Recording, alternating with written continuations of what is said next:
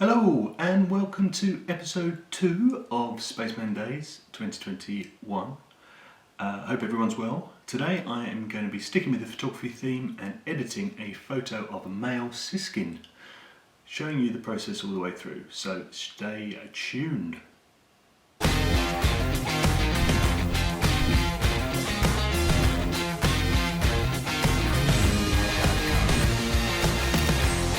See you in a bit. Okay, before I show the process, a little bit of news. I haven't been out with the camera much because I have dislocated my collarbone, which was fun at the time. Just in time for me to get this lovely new lens, which is my RF 100-500 for my R5. So that's still brand new and not being used, but it will be soon. As I said, we're sticking with the photography theme this week, and I'm going to show you this photo edit. We've got some design related videos coming up actually for logo, branding and something about LinkedIn too, post lockdown, COVID and all of that. And with that in mind, I hope everyone's stayed well. So I'm going to show you this edit of a male siskin. I'm not sure whether siskins come from other countries to the UK or not. Either way, I took the picture in the UK and it's a lovely little bird. So I'm going to show you the process. I'm going to speed it up and then do a little voiceover so you can understand my thought process throughout, what I did and why. So I hope you enjoy. Okay, so that's the before shot of the siskin and getting it into Lightroom. I'm going to start doing the crop to make it Insta ready for the Instagram post later. I do this by eye rather than through the ratios on Lightroom, just because I prefer to, and it depends on how the bird's sitting and so on, whether it works or not in certain ratios. So once I've done that, the first thing I tend to do on a lot of my pictures is have a look at the light, brighten up sections. I like to have a contrast often between the right hand side and the left hand side, and in this case I'm just playing around with the first one and the second exposure adjustment, which I tend to look at and fiddle around with too much sometimes, but I'm happy with that. Then I am going to use the radial filter here and take the highlights down a little bit, bring up the shadows a little bit, bring up the exposure a little bit, so the bird is in the main subject with the clarity and the texture is definitely the focus of the image. So next thing I do, again, I'll go back to looking at the light with a graduated filter, tint the colour, see whether I like that or not. In this instance, you'll find that as I play around with it, in the end, fiddling around probably a bit too much, deciding I don't like it.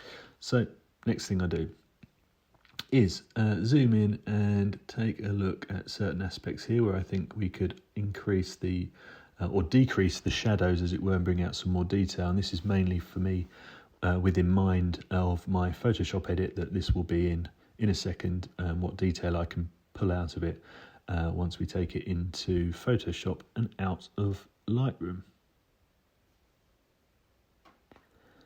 And actually that is what we are doing now. So we're going to take it out. My process is ridiculous, taking it into the desktop and then saving it, putting it into Photoshop, saving it, bringing it out. There's much quicker ways of doing it. That's just my weird way of doing it. So don't copy me for that.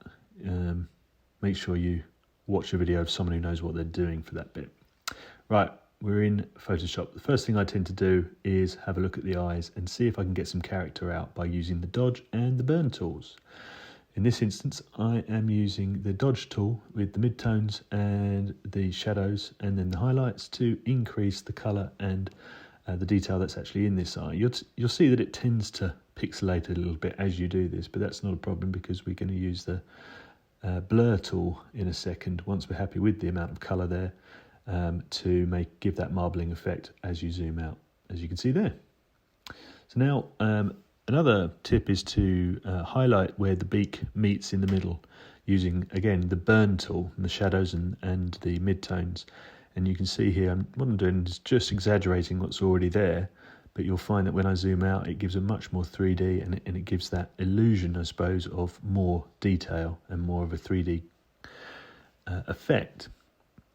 I've just added a LUT over the top that changes the tones of the colour, the tones of the shot, And then I'm actually going to just draw out those LUT colours on the actual bird, because I want to keep the bird the actual natural colour that it was. I'm just using the LUT really mainly for the background to add a bit of depth, contrast and colour to the background. Just having a look around. It's a bit pixelated, this picture actually, but I don't really mind that too much, and I might deal with it later on if I want to. Again, dodge and burn, using the dodge and the burn tools to highlight, lowlights, and do whatever I can there just to bring out the different details in the bird when you finally zoom out. I'm happy with that. So then I'm using a bit more of a broader sweeps here on the actual body of the bird to bring out some of those lighter feathers. Such a beautiful bird, the Siskin, with the yellow and the black and the white, that it's nice to be able to bring out some of those colours and use these tools in Photoshop to really give that 3D effect, as if you can just reach out and touch the bird, which is what I try and do in a lot of my photos. I've actually duplicated the LUT there just to add colour to the background, and I've just reduced the opacity of the LUT layer so it's not over the top, bringing up some shadows there in the bird. And again, I'm just fiddling around here, bits and pieces, highlighting the different areas, highlighting under the eyes. The eyes are so important to give character and a bit more interest in a portrait of a bird, in my opinion. Obviously each to their own, but that's how I edit, and I like the way it looks. So I'm just having a look around here to see whether there's anything else I can do. I'm just merging all those layers together, and I'm going to use the blur tool at 100% strength here, and I'm actually going to blur out by hand some of that grain that you can see in there. I tend to do it by hand. There's automatic ways of doing it. I don't like a lot of automatic stuff, if I'm honest, on a lot of the programs. I sometimes think it doesn't give the effect I want, so I tend to do it by hand. I enjoy doing it. It's almost like creating a piece of artwork rather than just editing a photo. Anyway, I go around that roughly. This shot probably will stay on Instagram, and maybe someone will buy it as a print. You never know. I sell a few prints here and there. So I've just gone around the bird here, just to have a look, see whether everything's okay or not. And I think overall I'm happy with it. So I'll save that, pop it out of Photoshop, and as you can see here, I'm going to pop it back into Lightroom. Just want to highlight some more of the background, and I'm going to do this using the brush stroke, where I can just dot here and there little bits of light and make that background a little bit more interesting and to my taste more than anything else. And once I've done that a few times here and there and increase the exposure, I'm happy with it. Export it, and I think we're pretty much here. There's the before again, big wide shot, and there you go, the final edit. Thanks for watching. Bye.